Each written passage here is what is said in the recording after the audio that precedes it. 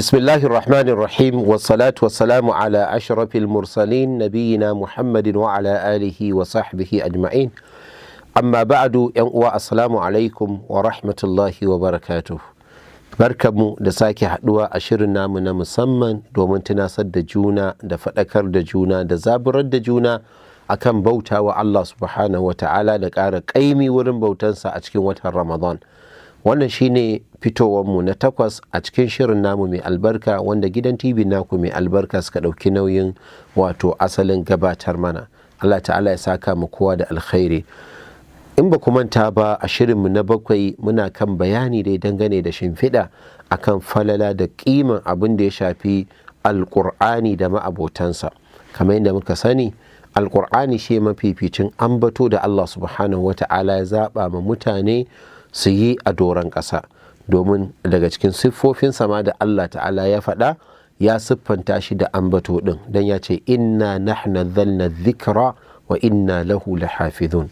yan uwa masu albarka, ya ishe mu dalilin da zai sa mu zabura a cikin wannan wata mu ƙara ƙaimi wurin koyon alƙur'ani da koyar da shi da karanta shi, ta yadda manzo Allah sallallahu alaihi wasallam ya faɗi wani hadisi mai faranta ran dukkan mumini. Manzo Allah sallallahu alaihi wasallam ya ce almahiru bil qur'an, mutumin da yake gwani ne, ya iya, ya goge, ya san yadda ake karatun qur'ani. Manzo Allah sallallahu alaihi wasallam a bisa harshen sa mai albarka yace ma'a safaratil kiramil barara, yana tare da waɗannan mala'iku wanda muka faɗa a shirin baya, waɗanda Allah ya faɗe su a cikin suratul abasa, ya ce bi aidi safara kiramin barara, jakadu na Allah wanda suka rike alkur'ani. Manzo Allah sallallahu alaihi wasallam ya ce matsayinsa da Allah zai bashi a ranar alkiyama zai tashi tare da waɗannan mala'iku waɗanda su Allah ya aminta da su, Allah ya zaɓe su, Allah ya ƙaunace su, ya ba su ajiyar alkur'ani. Ya ce to haka wanda ya goge da ƙur'ani a gidan duniya. ɗan uwa musulmi, shin baka jin akwai wani abu da ke tsikaranka ya bakanta maka rai idan ka ji kana iya karanta duk saƙon da ke wayoyinka, amma ga watan Ramadana ta zo baka iya karanta littafin Allah duka ba? Ko ka fara karanta shi ka fara hamma, ka fara jin gajiya, ka fara jin rauni, amma kuma za ka buɗe shafukan waya ka shiga nan ka fita can, ka shiga nan ka fita nan, baka gaji ba? Ya kamata mu yi tunani na biyu. Sannan daga cikin abin faranta rai da manzo Allah sallallahu alaihi wasallam ya ce wanda ya iya, gwani na gwanaye kamar yadda ake cewa, yana tare da waɗannan mala'iku masu daraja.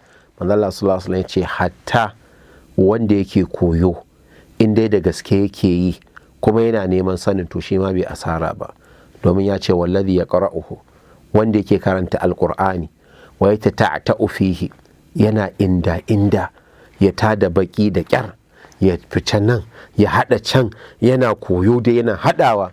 Allah sallallahu alaihi wasallam ya ce huwa alaihi shaqun ko huwa alaihi shadid, ya zamto qur'ani yana bashi wahala ko yana shan wahala wurin koyansa. Annabi sallallahu alaihi wasallam ya ce ayya shakurumin ka ba wahalan banza bane, falahu ajran, mutum yana da lada guda biyu. Za a baka ladan harufan da kake karantawa, za a baka ladan karatun da kai, domin manzo Allah sallallahu alaihi wasallam ya ce duk wanda ya karanta harafi ɗaya a cikin alkur'ani yana da lada guda 10. ya ce ba ina nufin alif lamim da alif da lamun da mimun ɗin duka harafi ɗaya ba ne, ce a'a, sai dai alif harfun ne, sannan lam harfun ne, mimma harfun ce mai zaman kanta. Don haka wannan kaɗan ne daga cikin abin da ya kamata ya zaburar da mu je mu koyi ƙur'ani ko mu karanta shi. Ba dai za mu gushe muna magana kan alƙur'ani ba, mu haɗu a shiri na 9 insha Allahu ta'ala za mu ci gaba. Assalamu alaikum wa rahmatullah.